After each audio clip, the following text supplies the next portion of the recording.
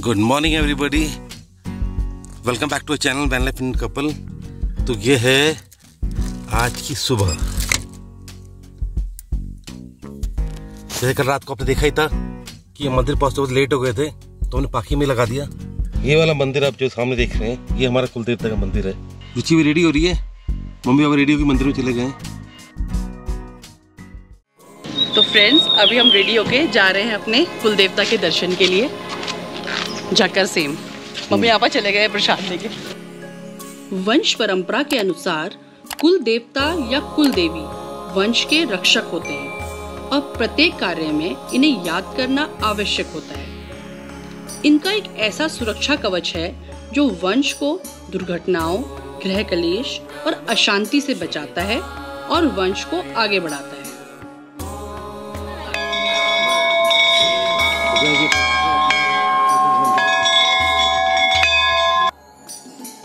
तो अल्मोड़ा से तकरीबन 40 किलोमीटर दूर स्थित है हमारे कुल देवता का मंदिर, जिसका नाम है झाकर सेम।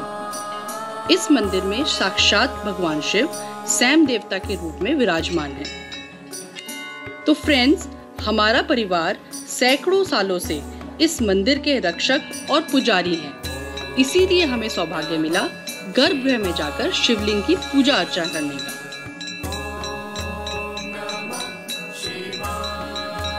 सच में अपने कुल देवता का आह्वान करते समय पंडित जी के द्वारा मंत्रों का उच्चारण, शंख की ध्वनि, घंटियों की मधुर आवाज और धूप अगरबत्ती की मंत्र मुक्त कर देने वाली खुशबू ने एक ऐसी आभा बनाई जिससे हम सब एक ध्यान की अवस्था में चले गए।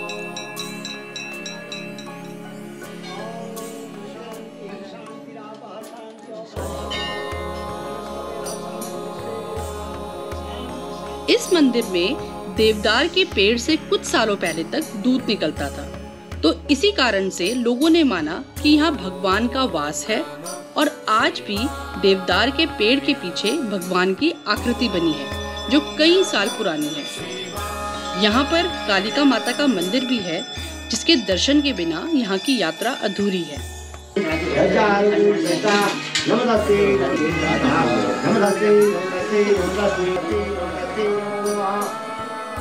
इस मंदिर की ऐसी मान्यता है कि जिन भक्तों को कोई भी दुख परेशानी होती है तो सैम जी के पास सच्चे मन से आने पर उनके कष्ट दूर हो जाते हैं।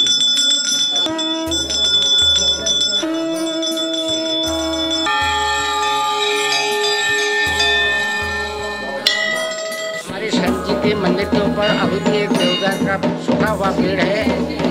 तो वह पेड़ पहले हरा भरा था, एक उसके बगल में एक बांस का पेड़ भी था। तो वहाँ वो दोनों आपस में जब टकराते थे तो वहाँ उस पेड़ की जड़ से दूध निकलता था। तो ऐसे करते हुए बहुत सालों तक दूध निकलता रहा। उस तो तब जाकर के यहाँ के लोग को यह पता चला कि हाँ, यहाँ पर साक्षात सैम जी हैं, और तब से मतलब यहाँ पर मतलब उनकी ज़्यादा मान्यता।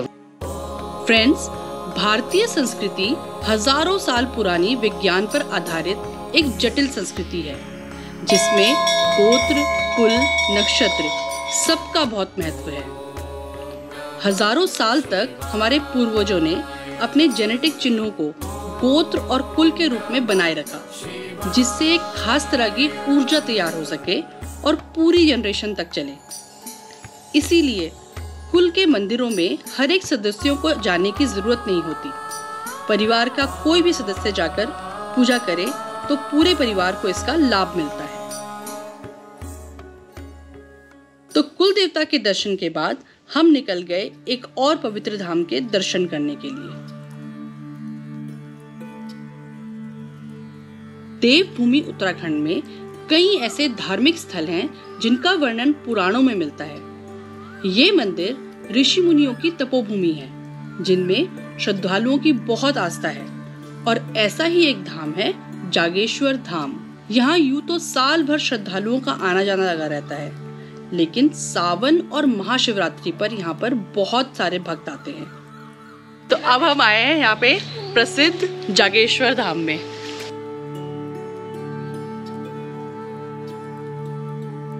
पुराणों के अनुसार जागेश्वर मंदिर प्रथम मंदिर है जहाँ सबसे पहले लिंग के रूप में शिव पूजन की परंपरा आरंभ हुई। यह भगवान शिव और सप्त ऋषियों की तपोस्थली है और 8वीं सदी में जब आदि शंकराचार्य यहाँ आए तब से यहाँ मंगलकारी कामनाओं को पूरा करने के लिए यज्ञ और अनुष्ठान शुरू किए गए। जागेश्वर धाम मंदिर है, 125 मंदिरों का समूह है। पूरे जागेश्वर में लगभग 250 छोटे बड़े मंदिर हैं और जागेश्वर मंदिर परिसर में 125 मंदिरों का समूह है।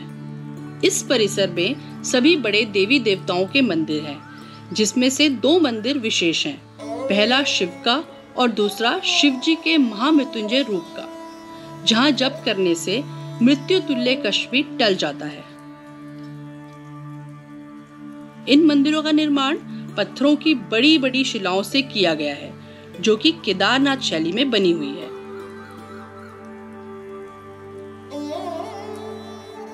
हर तरफ से देवदार के जंगल से घिरा हुआ यह मंदिर समूह शिलालेख, नक्काशी और मूर्तियों का एक खजाना है, जिसका अपना ही एक इतिहास है।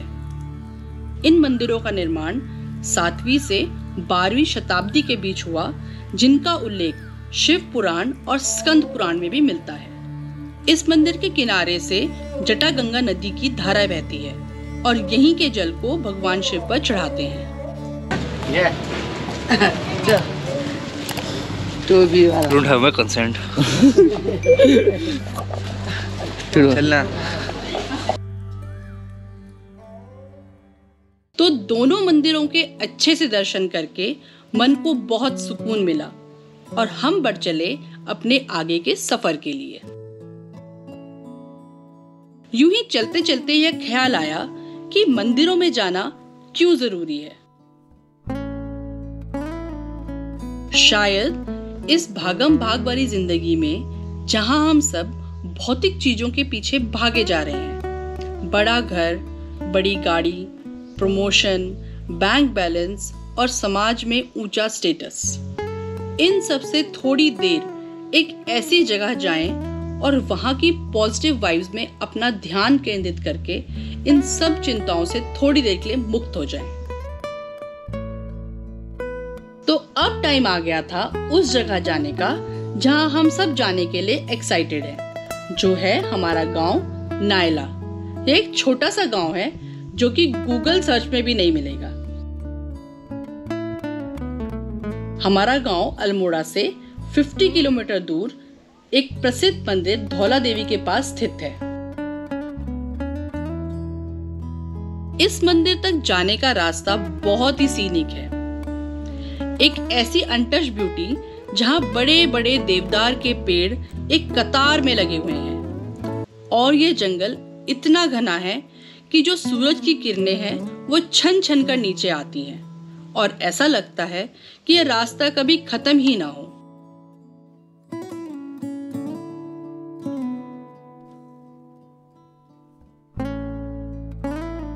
इस मंदिर में नवरात्रों में बड़ा मेला लगता है और दूर दराज से भक्तगण इनके दर्शन करने आते हैं।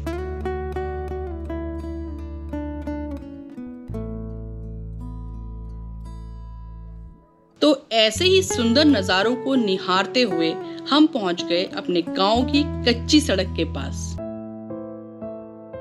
यहाँ के तो नजारे ही बिल्कुल अलग थे। यहाँ का लैंडस्केप एक सीनरी की तरह नजर आ रहा था।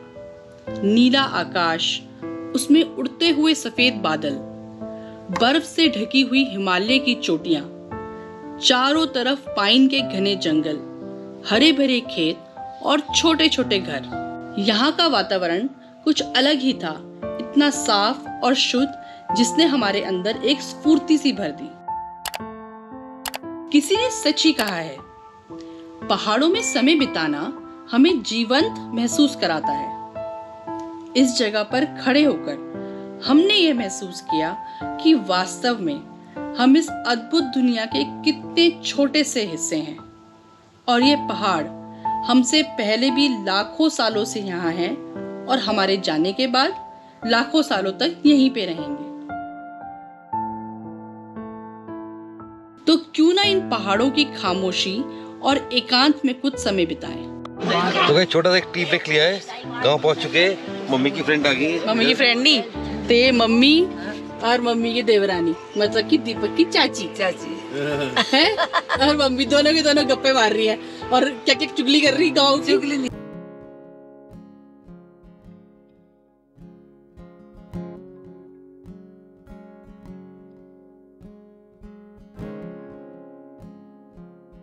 तो आज के लिए यह डिसाइड हुआ कि मम्मी पापा नीचे गांव वाले घर में रहने जाएंगे, बच्चे अपना टेंट पिच करेंगे और हम गाड़ी में रहेंगे।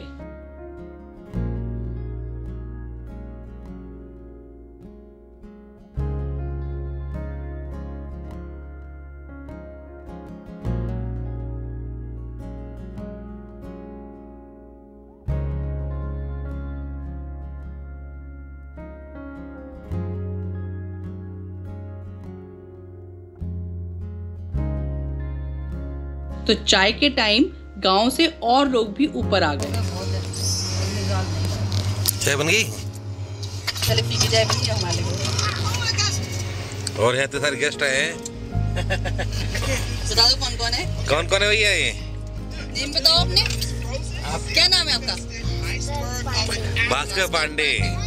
ये सुरेश पांडे। पापा है ये दिवाकर पांडे। अब ये इसका हम वीडियो बना लेंगे, ठीक है? तो अभी देख रहे हैं एंग्री बर्ड। ये चाय बन रही है। हाँ। और ये यहाँ के नज़ारे ये सुंदर से। तो गाइस शाम की खाने की तैयारी शुरू हो गई है। मेरा बन गया है। रुचि का फास्ट था तो आज का बन गया है मीठे चावल गुड़ वाले। और ये हमारे लिए बन रही है, नहीं ये बच्चों के बन गए पनीर की भुजिया। और ये देखिए आज सिंस लाइट आ गई हमारे पास भाई वर्चू की बगल में शॉप है चाचा की, तो हमारा इंडक्शन निकल गया, तो खाना आज इंडक्शन बन रहा है। गैस को थोड़ा हमने एक्सक्यूज दिया है। और तुम्हारे लिए बन रहा है ये हाँ मटर गोभी की सब्जी। तो 3 चीज बन रहा है, पनीर भी बन रही है और घर से वहाँ से फ्रेश मेथी आई है तो मेथी वाले पराठे बनाएंगे। यस आज ट्रीट होने वाली है। तो गाइस गर्मा गर्म डिनर बनना शुरू हो गया है। आज सब्जी बन रही है, बहुत डिलीशियस लग रही है, आलू गोभी मटर की। बच्चों की बन गया है पनीर की भुजिया। हाँ मैंने खा लिया है अपने मीठे चावल। आज रुचि का फास्ट है तो मीठे चावल खा लिए। हाँ तो बाहर नहीं बन रहा है और साथ में बनाती हूँ रोटी या कलर देखो सब्जी के। यस तो गाइस डिनर बन चुका है। एक छोटा सा प्रॉब्लम आ गया था कि आटा लाना भूल गए थे हम, तो फिर से राइस बने हैं। अब बच्चे खा रहे हैं राइस एंड पनीर, मैं खाऊंगा राइस एंड गोभी, तरी वाली गोभी। चल लिया madam. Advantage of van life. अभी देख रहे हैं कामियाजानी को ऑन यूट्यूब। तो नेटवर्क कितना अच्छा है। ये मैजेस्टिक प्राइड में गई थी, हम बिग डैडी में गए। कल हम दिखाएंगे आपको गांव में। मम्मी पापा पहले ही चले गए, मम्मी पापा वहीं सो रहे हैं, बच्चों ने नीचे टेंट लगाया हुआ है। ये देखो आप पूरे। तो आशा करते हैं आपको हमारा आज का सफर पसंद आया होगा। आप ऐसे ही अपना प्यार हम पर बनाए रखें और लाइक शेयर और सब्सक्राइब करते रहें, और हमें इंस्टा और एफबी में भी फॉलो कर सकते हैं। जल्द ही मिलते हैं नए ब्लॉग के साथ, तब तक खुश रहें और स्वस्थ रहें।